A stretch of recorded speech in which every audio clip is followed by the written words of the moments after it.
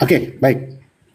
Kalau kemudian embrio tadi saya sampai kemudian ya kemana-mana ya retorikanya. Tapi saya harus mengatakan di sini bahwa Yesaya 24, ya 44 ayat 24, beginilah firman Tuhan, penebusmu yang membentuk engkau sejak dari kandungan, akulah Tuhan yang menjadikan segala sesuatu seorang diri. Ya kan? Hubungannya apa dengan Yesus? Yesus itu seorang diri juga, dialah penebus itu. Itu korelasinya, kawan. Jadi kalau kita bilang, kenapa kok Allah jauh, Allah yang sang omnipresent, omnipotent itu nggak bisa jadi manusia? Siapa kita? Saya kan sudah bilang tadi dasar dalil saya adalah Ayub 11 ayat 7. Siapa kita yang mencoba memahami hakikat Allah? Siapa kita? Nggak bisa, kita manusia yang penuh keterbatasan untuk mencoba mensistemikan Tuhan seperti apa, mencoba memahami Tuhan seperti apa, siapa kita. Tapi Alkitab jelas-jelas mengatakan bahwa dia mengosongkan dirinya, merendahkan dirinya. Jadi hak prerogatif atau kekuasaan Tuhan bisa jadi apa saja. Ketika dia menjadi pencipta, hak prerogatifnya dia. Karena dalam rangka penebusan, itu aja sih. Dalam rangka penebusan. Kalau kita kemudian merujuk kepada manusia yang dia itu manusia, nggak bisa. Dia hanya datang sebagai sebatas manusia saja, manusia biasa. Itu untuk menggenapi janjinya bahwa dia akan menyelamatkan kita sesuai dengan yang saya baca tadi, Yesaya 44 ayat 24. Begitu kan? Iya, baik. Nah, ini lagi-lagi nih konsep benar-benar dari Roma ini. Karena di dalam pemahaman Yesus sendiri tak ada konsep itu. Lalu kemudian saudara mengatakan membatasi Tuhan. Saya rasa yang membatasi Tuhan itu adalah dari pihak saudara saya. Tuhan Anda harus batasi menjadi embrio, menjadi bayi, menjadi anak-anak, menjadi remaja, dewasa, menjadi mayat. Anda yang membatasi Tuhan. Bukan saya. Justru saya mengatakan Tuhan itu tidak terbatas. Gak boleh dibatasi Tuhan itu. Dengan Anda mengatakan dia menjadi bayi, Anda membatasi Tuhan. Bagaimana bayi bisa menciptakan makhluk lain? Bagaimana bayi bisa kemudian menjadikan alam semesta ini terjaga? Dia sudah jadi bayi. Siapa yang membuatnya menjadi bayi tadi? Anda. Bukan saya. Jangan malah saya yang dituduh. Terus kemudian ada pernyataan penyaliban adalah kebodohan. Justru orang-orang yang percaya kepada penyaliban, mohon maaf, itu adalah ketululan kuadrat 1000 kuadrat. Karena kenapa? Orang yang disalib itu adalah orang terkutuk. Sementara Tuhan itu maha suci. Yesus sendiri maha suci.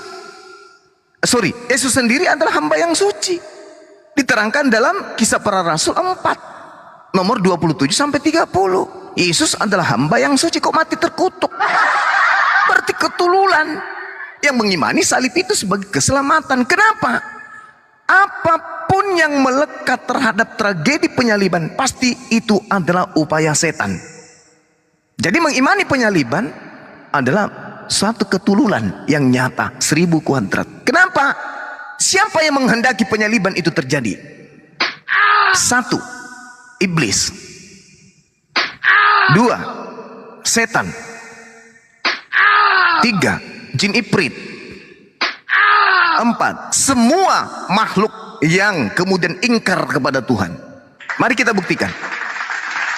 Izinkan saya membuktikan. Yesus berkata dalam Yohanes 6 nomor 70. Bukankah aku yang memilih engkau yang 12 dan satu di antaramu iblis? Apa tujuannya iblis merasuki Yudas? Agar supaya Yesus tidak disalibkan? Enggak mungkin. Apa tujuannya kemudian imam-imam kepala membuat tipu muslihat di dalam Matius 26 nomor 4? Supaya Yesus tidak dibunuh? Tidak mungkin. Apa tujuannya imam-imam kepala dan mahkamah agama melakukan tipu muslihat dengan kesaksian-kesaksian palsu? Agar Yesus disalibkan atau agar Yesus tidak disalibkan? Agar Yesus tidak disalibkan? Oh, tidak mungkin.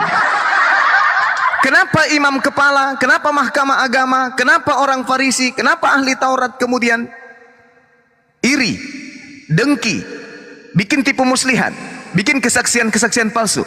Karena pada diri mereka Tidak ada iblis. Oh, tidak mungkin. Mereka iri, mereka cemburu, mereka terhasut, mereka bikin kemudian kejahatan, mereka sepakat membuat mufakat makar, mereka kemudian membuat kesaksian-kesaksian palsu, mereka membuat sepakat untuk menyelesaikan Yesus. Itu karena mereka kerasukan setan.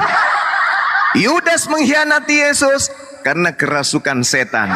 Apa tujuan setan merasuki Yesus? Apa tujuan setan merasuki imam kepala mahkamah agama, orang Farisi dan ahli Taurat? Untuk membunuh Yesus. Bagaimana caranya membunuh Yesus?